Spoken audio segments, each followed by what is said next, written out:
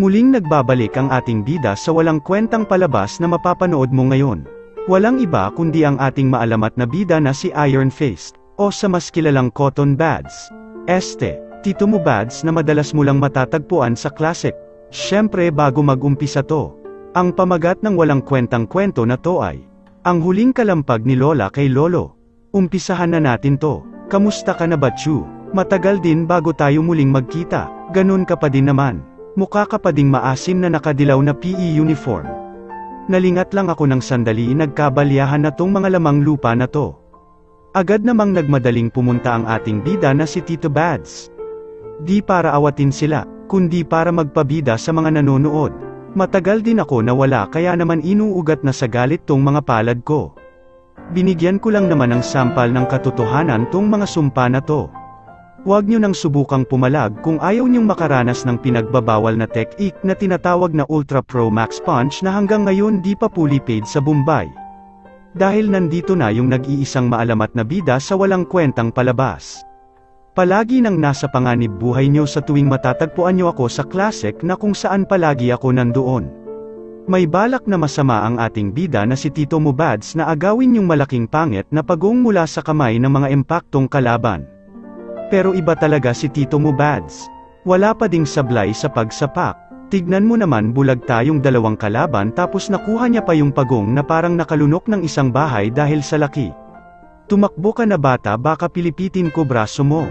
Walang kaalam-alam si Chu na may armado na pala sa dadaanan niya. Sinubukan niyang makatakas pero naabutan siya ng mga solid na sapak ni Tito Mo Buds.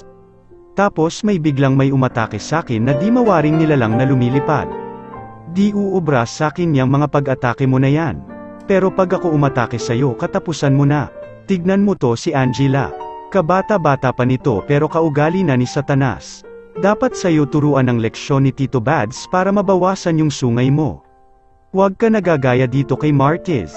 Kupal yang tao na yan. Walang ginawa kundi mamalo ng hawak niyang pangtabas ng damo. Tignan nyo kung gaano kasama ugali nitong tao na to. Nakasalubong niya lang ako sa daan, binanata na agad ako.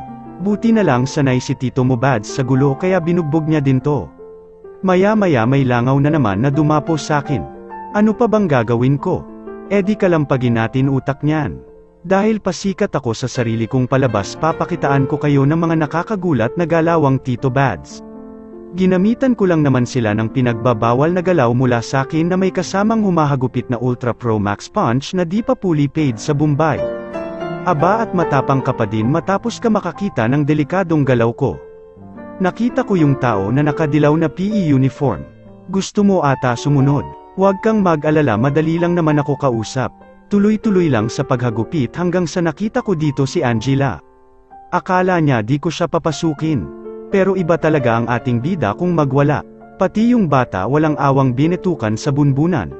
Bumulagta din ako, papansin kasi yung poste nila. Yung langaw na si Matilda. Hinabol lang naman ni kamatayan. Ng kamao ni Tito Mo Buds. Pag naabutan to ng ating maalamat na bida, siguradong kabilang buhay ang pupuntahan nito. Ayon sa aking nasagap na balita mula sa mga taong sinungaling at di mapagkakatiwalaan, sinabihan daw ako ng batang to na ang pangit ko daw.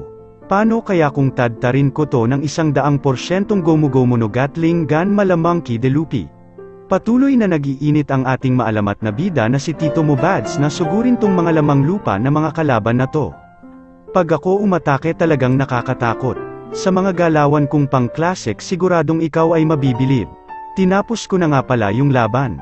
Kilalang kilala ko yung panahon. Masama ugali niyan, baka mamaya kami pa yung natalo sa huling parte ng walang kwentang palabas na to. Syempre pag panalo dapat lang nalakasan ko yung tunog, kaya pasintabi na lang sa mga palaging talo. Victory! Hahaha. Ito pala ginamit ko na item. Pag ginamit nyo to, mananalo kayo ng 1 beses tapos 10 beses na talo na ang kasunod.